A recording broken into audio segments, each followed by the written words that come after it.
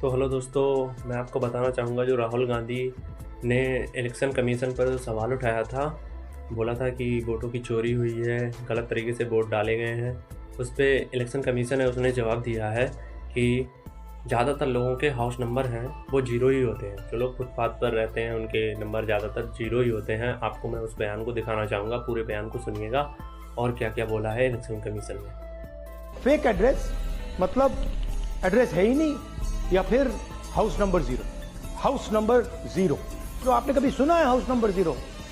हमने तो नहीं सुना था, मगर बेंगलोर में हजारों हाउस नंबर जीरो हैं वोटर लिस्ट में। जैसे एक विषय आया था, किसी ने कहा कि साहब हाउस नंबर जीरो है,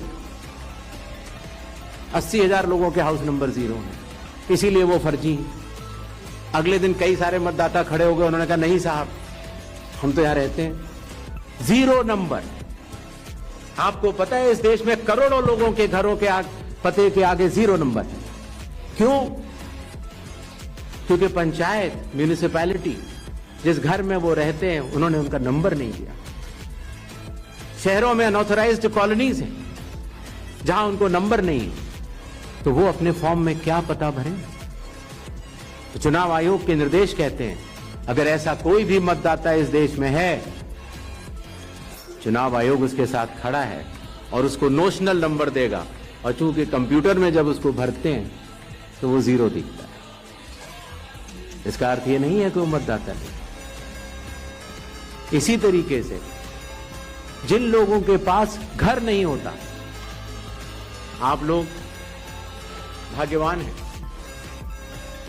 कई लोगों के पास घर नहीं होता लेकिन उसका नाम भी मतदाता सूची में होता है। और उसका पता क्या दिया जाता है? उसका पता वो जगह दी जाती है जहां वो व्यक्ति रात को सोने आता है, कई बार सड़क के किनारे, कई बार पुल के नीचे, या कई बार लैंप पोस्ट के किनारे।